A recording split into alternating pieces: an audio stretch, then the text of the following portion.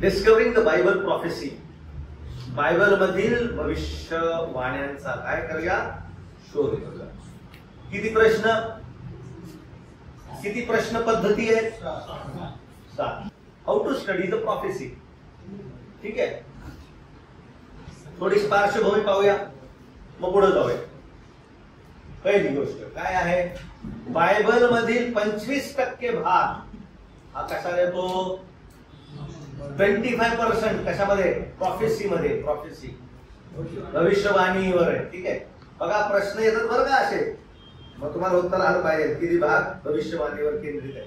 25%. पुढचं, भविष्यवादी हे देवासाठी बोलणारे होते. भविष्यवक्ते जे होते ना, ते प्रभूसाठी बोलायचे. त्यांनी देवाच्या इच्छेची काय केली आहे, देवाचं ओरेटर्स असं म्हणत होते. ओरेटर्स म्हणजे देवाचं मुख. आमोस 8:3 मध्ये खूप सुंदर वचन आहे, आमोस 8:3 है ना, की ज्यावेळेस प्रभूचा दास काही गोष्टी शिकवतो, सांगतो, ते समजायचं की परमेश्वराने काय केलेलं आहे, बोललेलं आहे ना. पुढं, संदेश त्यांचे मुख्य कार्य लोकांना देवाबरोबर योग्य होण्यासाठी आणि त्यांचे धार्मिक मार्ग बदलण्यासाठी त्यांना बोलावणे होते.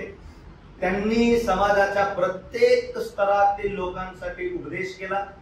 गरीब नागरिकांपासून ते राज्य करणाऱ्या राजापर्यंत सर्वांसाठी वचन होते. होते का? राजांसाठी वचन जायचे. नाथान घेऊन गेला कोणाकडे, दाऊदाकडे घेऊन गेला.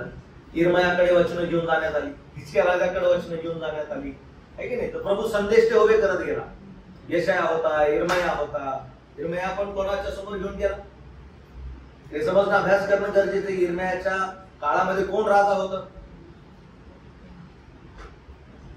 यशायाच्या काळामध्ये कोण राज्य करत होतं, दानियेलाच्या काळामध्ये कोण राज्य करत होतं. मग ह्यांचे जे वचन होते ते कोणत्या राजाच्या समोर प्रस्तुत करण्यात आले होते. ठीक आहे, तुझा अभ्यास आम्हाला माहित असणं खूप गरजेचं आहे. मग आम्हाला तो भाग समजतो. भविष्याविषयी कोणतेही प्रगतीकरण असो, ते नेहमी त्यांच्या स्वतःच्या पिढीला उपदेश करण्यासाठी देवाने दिलेले संदेशही जोडले होते. त्याच्या वेळेस प्रभू संदेश द्यायचा किंवा भविष्य सांगायचा, दुष्काळ पडणार, तर त्याच्यासोबत तो संदेश पण द्यायचा. म्हणून पश्चाताप करा, है ना, म्हणून तयारी करा. म्हणजे त्याच्यासोबत एक वॉर्निंग आणि संदेश पण द्यायचा. कशासोबत? भविष्यवाणीसोबत. भविष्यवाणीची सुरुवात एदेन बागेमध्ये उत्पत्ती 3 अध्याय 15 वचनापासून झालेली आहे. तुझी संतती आणि तिची संतती, यामध्ये मी. मग तुझी संतती म्हणजे कोणाची?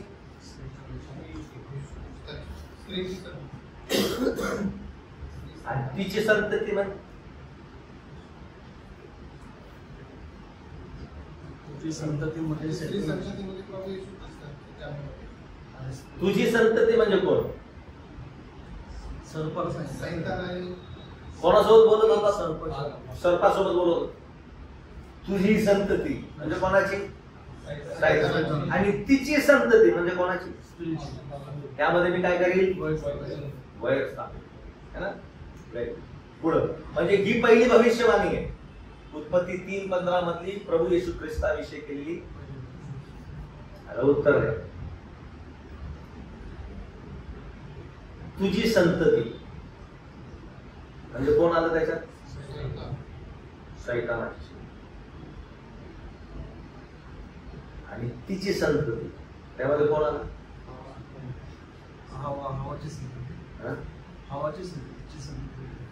सिंग्युलर आहे का प्लुरल? एक वचनी आहे का अनेक वचनी आहे संतती?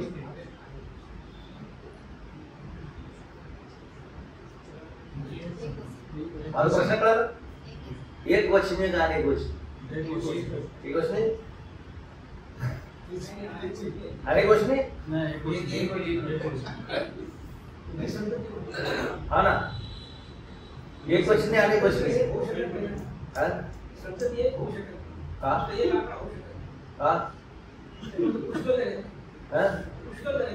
तेच तर मेन महत्वाचं आहे. युद्ध पुऱ्या संततीबद्दल नाही सांगितलंय, फक्त ख्रिस्ताबद्दल सांगितलं. म्हणून ते किती वचने? तुझी संतती आणि तुझी संतती. याच्यामध्ये काय राहील? वय. ठीक आहे, चला ही पहिलं भविष्यवाणी केली. पुढचं, जलप्रलयापूर्वी हनोकाने प्रभू लाखो पवित्र जनांसोबत येईल याची काय केली होती? अगोदरच हनोकाने सांगितलं होतं ख्रिस्त आपल्या लाखो देवदूतांसोबत येईल. युदाचं पत्र द्यायचं पहिला अध्याय 14 आणि 15 वचन मला वाटतं त्यामध्ये दिलेलं आहे. त्याला सगळ्यात पहिले प्रभू येशू ख्रिस्ताबद्दल येण्याची भविष्यवाणी कोणी केली? हनोकाने केली. बापरे, हनोक कुठं उचलण्यात आला? कुठं? व काय झाला? किती दिवस प्रभू सोबत चालला? 300 पक्का? 300 वर्ष. किती वर्ष प्रभू सोबत चालला? 300 हनोक 300 वर्ष आणि नंतर तो म्हणून तेव्हापासून बघा, तुझी संतती आणि तिची संतती ती तुझे काय पुढील डोकं. टाच, टाच म्हणजे माणसाचं चालणं. टाच म्हणजे माणसाचं चालणं बरं. म्हणून उत्पत्तीपासून चालण्यावर जोर देण्यात आलेला. देवासमोर चाल. देव बोलला अब्राहम माझ्या समोर चालला पायावर. आहे की नाही? तू व्यवस्थित चालला नाही, आहे की नाही? तू भटकणारा झाला. देवाने जी श्राप देण्यात आलेली ती सगळं पायाच्या संदर्भामध्ये आम्हाला पाहावं. देवाचं जास्तीत जास्त लक्ष कुठे? मनुष्याच्या. म्हणून उत्पत्ती 6 मध्ये मनुष्याने आपली काय बिघडली? चालून बिघडल्या, आहे की नाही? पाहिलं. चला पुढे. नोहा, अब्राम आणि मोशे या सर्वांना पुढील गोष्टींबद्दल प्रगटीकरण मिळाले. सर्वांना प्रभूने भविष्याबद्दल सांगितलेले. पुढं, जुन्या करारातील 29 पुस्तकांपैकी अंतिम 14 पुस्तके यशयापासून मलाखीपर्यंत ही मोठ्या प्रमाणावर काय आहेत? काय आहेत? म्हणजे प्रश्न विचारू. सकाळीच त्याच्याबद्दल थोडं सांगितलं.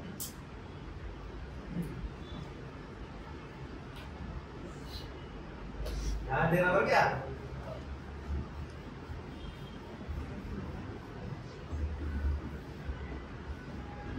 जुन्या करारामध्ये संदेश त्यांनी मंडळीबद्दल सांगितलंय का?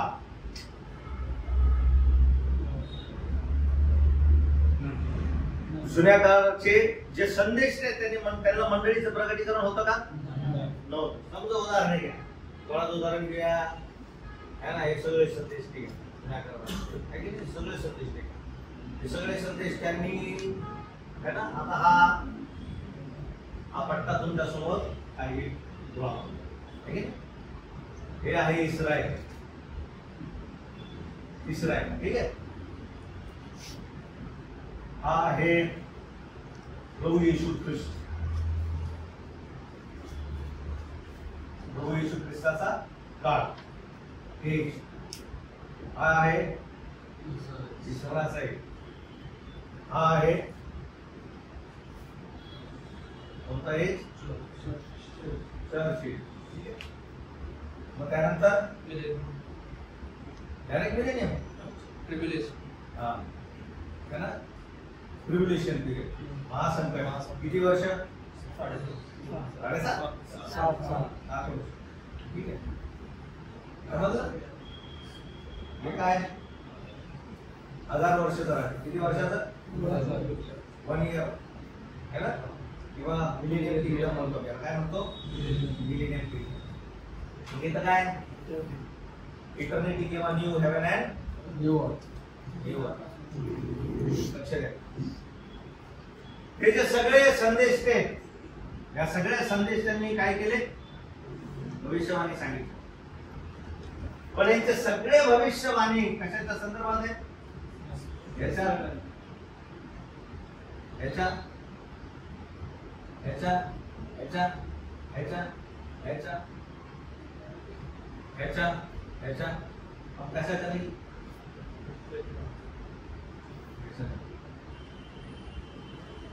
समजलं?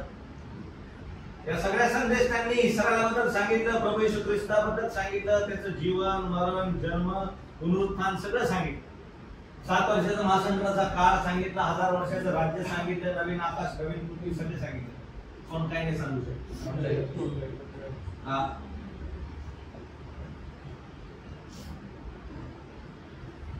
का? Because this was a mystery. मंडळी काय होतं? रहस्य होतं. ठीक आहे. आणि हे रहस्य कोणाला प्रगट करण्यात आलं? नवीन कराराचे प्रेषित आणि संदेश ते ह्यांवर तुम्ही काय करलेला आहात? रचलेला. नक्की जुन्या कराराचे प्रिन्सिपल्स आम्हाला चालतात. काय चालतात? तत्व. पण काय चालत नाही? पॅटर्न. पद्धत चालत नाही, पण काय चालतं? समजलं? नियम.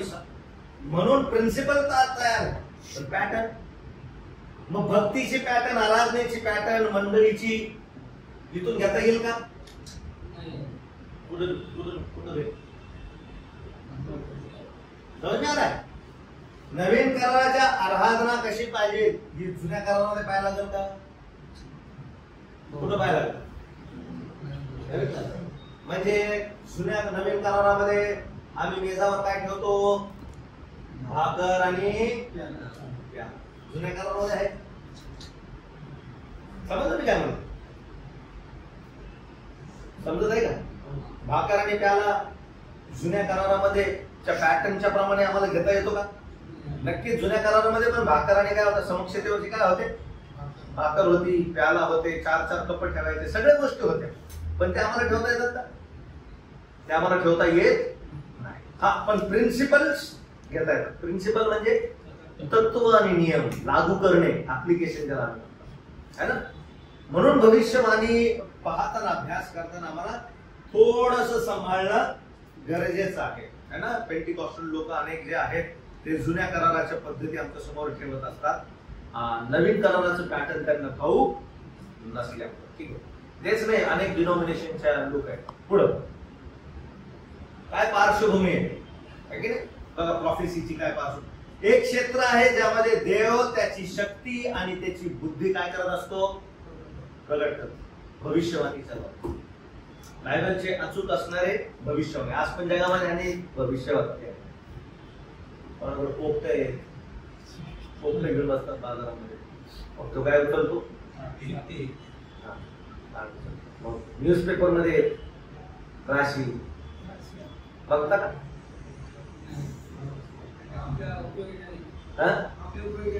आपला काय उपयोग नाही. व्हेरी गुड लक्ष. फक्त काय पाहते?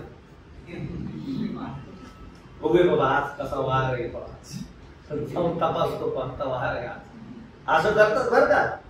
आता जे पोरं बी करते, तरुण पोरं आजचे पेपर मध्ये नाही पाहतात, पण कशात पाहतात?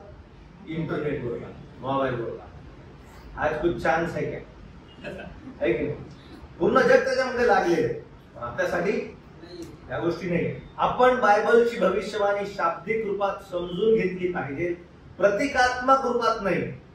म्हणजे त्याचा अर्थ असा आहे, अनेक वेळेस आम्ही शब्दशः त्याला घेतो. योहानाने पाहिलं स्वर्ग उघडला आणि त्याला काय दिसले? श्वापर. आणि मग काय दिसले त्याला? अजगर. आणि काय दिसलं त्याला भरपूर गोष्टी दिसल्या. म्हणजे स्वर्गामध्ये नाही, इतर आजूबाजूच्या ठिकाणी. अजून स्वर्गात 4 प्राणी, 24 वडील, ह्या सगळ्या ज्या गोष्टी आहेत त्याला ऍज इट इज न घेता त्याचा काय अर्थ आहे ते समजणं आवश्यक आहे आपल्यासाठी. ठीक आहे, तो त्याचा अर्थ आहे. पुढे बायबल मधील शेकडो भविष्यवाण्या अक्षरशः आधीच पूर्ण झाल्या, ज्यामध्ये ख्रिस्ताच्या पहिल्या आगमनासहित अनेकांचा काय आहे? खूप भविष्यवाण्या प्रभू येशू ख्रिस्ताच्या आधीच काय झालेले. परंतु काही लोक म्हणतात नाही, अजून काही व्हायच्या बाकी आहे आणि तिथंच गडबडलेले. बायबलमध्ये भविष्य सूचक विभाग अधिक महत्वाचा आहे, कारण देवाचा उलगडणारा उद्देश आणि त्यामधील आपले स्थान याबद्दल योग्य दृष्टिकोन आपला असा. म्हणजे माझं स्थान आहे त्या भविष्यवाणीमध्ये, त्या प्रभूच्या भविष्याच्या योजनेमध्ये हे मंडळीने देखील समजणं गरजेचं आहे की मी त्याच्यातला एक भाग म्हणून असा. ठीक आहे. ह्या धड्यात आपण बायबल मधील या प्रकारच्या साहित्याशी परिचित होण्यासाठी एक जोरदार किंवा मजबूत भविष्य सूचक पॅसेज बघूया. जसं अगोदर बघितलं ना, लूक 5, स्तोत्र 1, अजून दुसरे शमूएल. इथं पण काय दिलंय, कशी भविष्यवाणीचा अभ्यास करायचा म्हणून काय ठेवलंय, पॅसेज. ठीक आहे. कोणता आहे तो? यशायाचं पुस्तक काढा, 11 अध्याय 1 ते 10. यशायाचं पुस्तक काय आहे बरं, कोणी सांगू शकेल का पहिलं तुमचं? यशायाच्या काय फुटेल?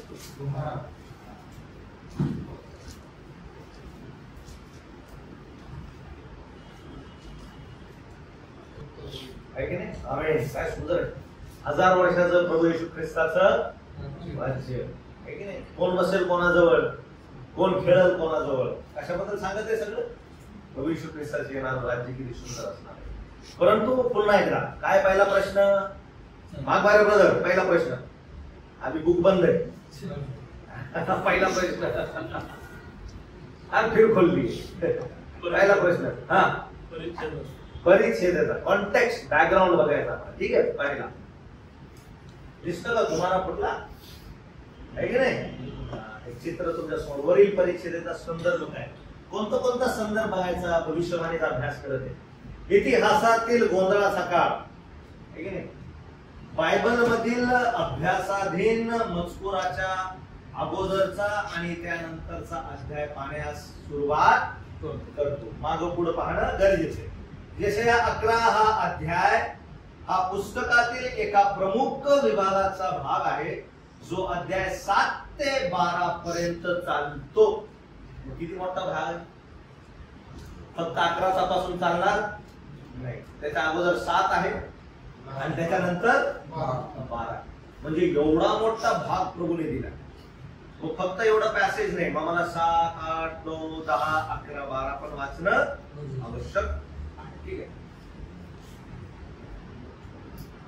याला इम्मान्युएलचे पुस्तक म्हटले जाते. यशायाला बरं का, कोणते पुस्तक? Book of Immanuel. कारण यामध्ये त्याला मसीहा म्हणजे ख्रिस्त, इम्मान्युएलचे आमच्या सानिध्य देव हे पण म्हटलं जातं या पुस्तकाला. ठीक आहे. यशायाच्या काळातील भविष्यवाणीची ऐतिहासिक पार्श्वभूमी सिरिया आणि अश्शूरसह यहुदा आणि इस्रायल राष्ट्रांचे राजकीय डावपेचांचा संदर्भ यामध्ये दिलेला आहे. कशामध्ये? यशाया. अश्शूरचा राजा है ना, मग त्याच्यानंतर सिरियाचा राजा, पारसचा राजा, कोरेशचा राजा, हे सगळे राजांची माहिती आम्हाला यशाया, इर्माया, एस्केल या भागांमध्ये पाहायला मिळते. ठीक आहे. अनेक प्रकारची माहिती यशायावरील बहुतेक लिखाणांमध्ये आढळते, जसे की बायबल सर्वे पुस्तक आणि बायबल हँडबुक पुस्तक. म्हणजे इतकी माहिती दिलेली आहे यशायामध्ये. म्हणून लोक म्हणतात यशाया वाचले की असं वाटतं संपूर्ण पवित्र शास्त्र वाचले. म्हणून किती अध्याय आहेत यशायामध्ये? 66 अध्याय. किती अध्याय? आणि पवित्र शास्त्रामध्ये किती पुस्तक आहेत? 66 पुस्तक. म्हणून संक्षिप्तरित्यामध्ये अनेक हँडबुक आणि सर्वे मध्ये यशायाला त्याचं प्रमाण किंवा त्याचा दर्जा देण्यात आलेला आहे. अजून काय? मसीहा बद्दल विचारांच्या विकासाची नोंद घेतली. भरपूर मसीहा बद्दल त्यामध्ये सांगितलेलं आहे. 7 ते 14 या वर्षामध्ये हा ख्रिस्ताच्या कुमारीच्या पोटी कोण घेणार आहे? जन्म घेण्याच्या संदर्भामध्ये प्रभू येशू ख्रिस्ताचा जन्म सांगितलेला आहे. कशा प्रकारे कुमारी गर्भवती होईल आणि तिला काय होईल? पुत्र होईल. यशाया 7:14 मध्ये सांगितले. 8 आणि 14 आणि 15 मध्ये इम्मान्युएल या नावाचे वर्णन, लोकांचे पवित्र स्थान अथवा त्यांनी त्याला नकार दिल्यास ठेच लागण्याचा धोंडा व अडखळण्याचा खडक असे केले आहे. बघा 7व्या अध्यायामध्ये वेगळं आहे, त्याच्या जन्माबद्दल आहे. 8व्या अध्यायामध्ये तो कशा प्रकारे कोण आहे? नापसंत केलेला आहे ना, पण इम्मान्युएल म्हणून त्याला त्या ठिकाणी सांगितलेलं आहे. 9व्या अध्यायामध्ये तो देवाचा पुत्र असे वर्णन करण्यात आलेले आहे. यशया 9 अध्याय 6 आणि 9 वचनामध्ये on his shoulder government will be there on his shoulder. त्याच्या खांद्यावर काय राहील? सत्ता राहील आणि तो अद्भुत मंत्री. आता हे दोन वेगवेगळे शब्द आहेत बरं का. आम्हाला वाटतं वंडरफुल काउन्सिलर, पण हे दोन्ही वेगळे आहेत. वंडरफुल म्हणजे तो कसा राहील? अद्भुत. आणि तिथं एक कॉमा आहे बरं का, तो कॉमाचा विकास नाही. आणि मग आहे मंत्री, पण आम्ही कसा म्हणतो? तू अद्भुत मंत्री आहे. नाही नाही नाही, अद्भुत वेगळे आणि मंत्री वेगळे. यू आर वंडरफुल आणि यू आर अ काउन्सिलर. ठीक आहे, त्याचा अभ्यास करून आम्हाला समजते त्या. मग 10 मध्ये काय आहे? अध्याय 10 मध्ये विश्वासणाऱ्यांचे अवशेष समर्थ देवाकडे परत येईल याविषयीचे वर्णन केलेले आहे. बघा 7 मध्ये जन्म, 8 मध्ये कशा प्रकारे तो इम्मानुएल नामासोबत देव, 9 मध्ये कशा प्रकारे तो देवाचा पुत्र म्हणून प्रस्तुत केलेला आहे, 10 मध्ये कशा प्रकारे तो देवाकडे अवशेष जे आहेत त्यांना देवाकडे वळवी ना, त्याबद्दल सांगितलेलं आहे. 11 आणि 12 मध्ये इम्मानुएलाचा राजा म्हणून 1000 वर्षाच्या कारकिर्दीत वैभवाचे वर्णन केलेले आहे. बघा जन्मापासून 1000 वर्षापर्यंत यशायाच्या 7व्या अध्यायापासून यशायाच्या 12व्या अध्यायापर्यंत म्हणून तोंडपाठ करा. कळलं 1000 वर्षाच्या राज्यात काय होणार आहे. ठीक आहे, म्हणून 7 ते 14 आता काय करा 7 ते 12 याचा काय करा आज घरी वाचून बघा. उद्या आराधनेला किती विषय भेटतात बघा बघा. ठीक आहे, याच्यामुळे पुढं त्याचे निवासस्थान गौरवयुक्त होईल. ईश्वराचा पवित्र प्रभू तुझ्या ठाई कसा आहे? काय पाहते आम्ही? बॅकग्राऊंड. पहिलाच प्रश्न आहे कॉन्टेक्स्ट. बॅकग्राऊंड किती मोठं बॅकग्राऊंड आहे? 7 मध्ये आहे, 8 मध्ये आहे, 9 मध्ये आहे, 10 मध्ये आहे, 11 मध्ये आणि म्हणजे फक्त 11वा अध्याय तपासण्यासाठी मला मागचे 4 आणि पुढचा 1 एवढे अध्याय काय करावं लागेल. मग मला समजते बाबा जन्माबद्दल सांगितलेले, त्याच्या कार्याबद्दल सांगितलेले, त्याच्या वधस्तंभाबद्दल सांगितलेलं आहे, त्याच्या 1000 वर्षाच्या काळाबद्दल सांगितलेले आहे, कसे लोक एकत्र करणार आहेत त्याच्याबद्दल सांगितलेलं आहे. समजलं? पुढं दुसरा प्रश्न काय आहे? Okay sir. अजून पहिलाच आहे आपल्याला वरील परिच्छेदाचा संदर्भ काय आहे? अजून ऍडिशनल काय? इस्रायल धमकावणारा अश्शूरचा बलाढ्य आणि गर्विष्ठ राजा, त्याची तुलना लबानोनाच्या जंगलातील एका मोठ्या झाडाशी केली जाते. बघा जेव्हा म्हणतात ना इशायाच्या काय कुठे बुंदा म्हणजे काय आहे की नाही, हे कापलेलं असतं आणि तिथं काय येईल कोंब.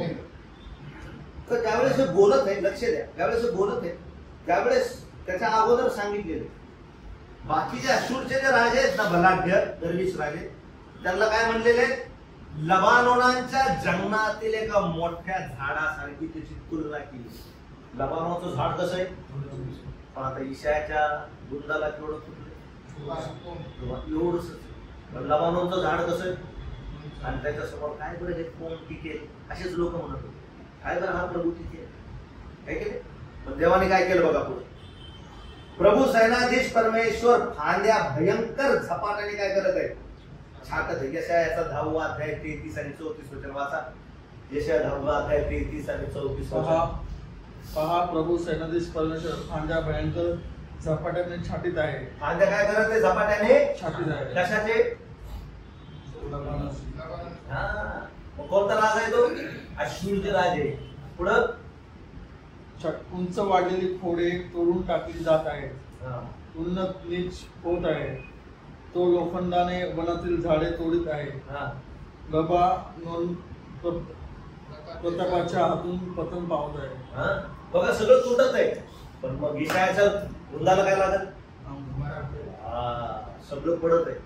बघा ह्याचा अभ्यास करायचा. अनेक जण अशा यशाया 11 अध्याय वाचतात पण हे मागचं झाड लक्षात घेत नाही. हे झाड देवाने काय केलं? आता छाटतच. समजत काय म्हणत आहे? आजूबाजू इतके राजे वगैरे राहिलेत ना इस्रायलच्या विरुद्ध आहेत, त्याला देव काय करत आहे? पुढे बघा. पाडलेल्या झाडाच्या उलट अश्शूरचा सम्राट देव मसीहाची अद्भुत भविष्यवाणी काय करत आहे? पूर्ण कर किंवा सांगत या ठिकाणी. ठीक आहे.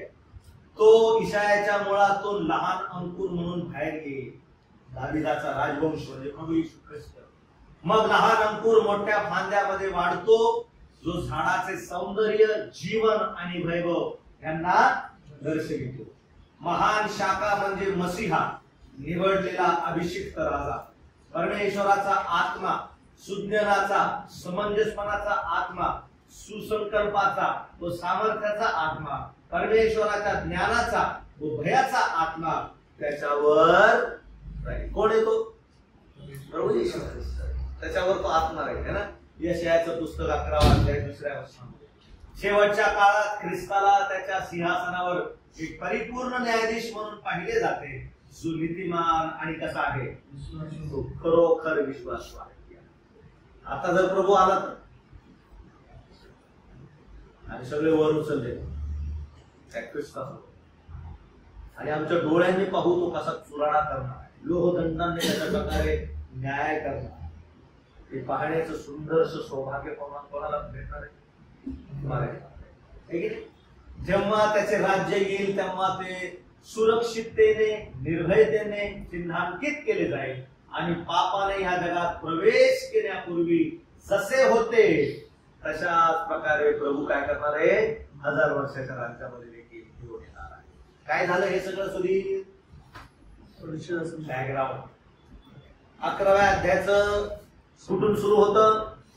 7वा, 8वा, 9वा, 10वा, 11वा आणि एवढा अभ्यास केल्यावर मग आम्हाला कॉन्टेक्स्ट भेटतो.